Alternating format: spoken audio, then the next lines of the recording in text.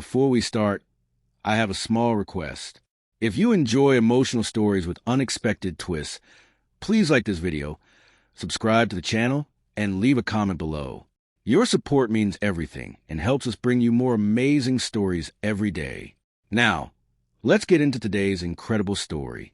One evening, things took a turn that I will never forget. I was standing in a room full of people who were all dressed up in their best clothes, waiting to put their money into a new project. My wife's business partner looked me up and down. He didn't just look, he laughed right in front of a whole room of people. It wasn't a small chuckle, but a loud laugh that felt very unkind. He looked at me and said, "Some people should really know their place." I didn't get angry at all. I didn't feel my face get hot, and I didn't feel like shouting. I simply offered him a warm smile, reached out to shake his hand, and I stayed completely silent. I didn't say a single word to defend myself or to prove him wrong. He had absolutely no idea that the very company he was so desperately trying to impress had been kept alive and supported by me from the very first day it started. Without my help, that company would not even exist. I am Ethan Brooks, and I am 39 years old. For most of my life, I have been a private investor. I have always been the kind of person who prefers seeing good results and helping people grow over getting a lot of public recognition or having my name in the news. My wife, Vanessa, is 36 years old. She is a wonderful, talented woman who co-owned a design company that was growing quite fast. She worked alongside her partner, a man named Blake Harrison. Blake was the kind of man who was very charming when he wanted to be. He had a lot of big goals and spoke with a lot of energy, but he loved to remind everyone that he was the main reason the company kept winning all their big contracts. He liked to take all the credit for the hard work the whole team did. Because I really value my privacy and like to live a quiet life, almost nobody in the business circles Vanessa worked in knew who I really was. I did not do interviews with magazines. I did not go to big networking parties to show off, and I never put my own name on investment companies I quietly owned and managed to the rest of the world. I was just a regular guy. One Friday evening, Vanessa asked me to come to the company's big yearly party for investors. She looked at me with a sweet smile and told me she thought it was finally time for everyone to meet her husband. I told her I would go because I wanted to support her. The big ballroom was beautiful, filled with important clients, leaders from different businesses, and even people from the news. Within just a few minutes, Vanessa was surrounded by guests who wanted to talk to her, which left me standing all by myself with a glass of water. A very confident man walked up to me. He said, "You must be Ethan." I told him I was. He smiled and held out his hand, telling me he was Blake Harrison. After he told me his name, he slowly looked me over, focusing on my simple blue suit. It was a nice suit, but it wasn't fancy or expensive looking. He asked me what exactly it is that I do. I looked him in the eye and told him that I invest. He laughed and asked what I invest in. I told him I invest in businesses. Several people standing nearby heard us and smiled in a polite but judging way. Blake had a smirk on his face. He said, "That is usually what people say when they don't have a real job." A few of the guests laughed a little bit at his joke. I simply smiled back at him. He had no idea who I actually was, and I had no plans to correct him right then. Blake seemed to feel even more confident because I stayed silent. He took a sip of his drink and told me that Vanessa works incredibly hard. I told him I knew she did. Then he said it must be nice to live off of someone else's success.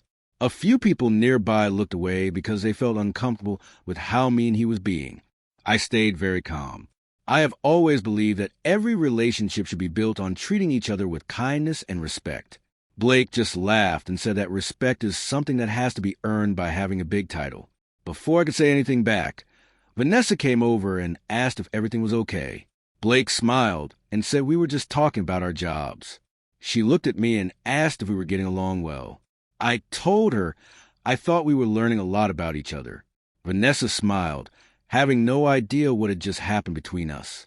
A few moments later, the person running the event stepped onto the stage. He thanked everyone for coming and said the night was very important because they were going to officially welcome their biggest investment partner. The whole room started clapping. A big screen behind the stage lit up and the company logo appeared. It said Brooks Capital Holdings. Blake leaned over to Vanessa and told her that if this deal went through tonight, the company would be worth twice as much. I looked at the screen quietly. Every number they were showing had crossed my own desk at home weeks before. The host continued by saying they were honored that the founder of Brooks Capital had accepted their invitation to be there that evening. Blake whispered that he couldn't wait to meet him. Vanessa said she heard he was a very private man. I told them softly that he is. Neither of them really noticed what I said. The host looked at his notes one last time before speaking again. He asked everyone to please welcome the founder and the head of Brooks Capital, Mr. Ethan Brooks. The room went completely silent. Every single head in that room slowly turned to look at me. Blake just stared, unable to believe what was happening. Vanessa's eyes got very wide with surprise. I calmly put my glass down on the nearest table, fixed my jacket, and walked toward the stage.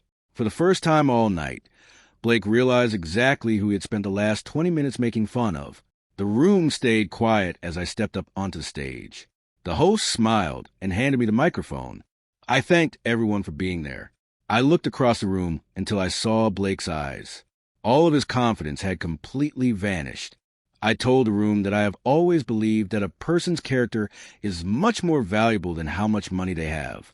Money can build a big company, but it is respect that builds a reputation. Nobody in the room moved. I told them that tonight, before anyone knew who I was, I had a very interesting talk. Blake lowered his head. I told the crowd that I was told people who do not wear expensive suits or have big titles must not have real jobs. A few people looked over at him. I told him I did not correct anyone because first impressions tell you a lot more than a formal introduction ever can. You could hear a pin drop in that room. I smiled and said that Brooks Capital invests in people before it ever invests in a business. Talent is good, but being a person of your word matters even more. I turned to Vanessa and told her she had worked so hard and that I was proud of her. But I also said that partnerships only work when they are built on respect. Finally, I looked at Blake.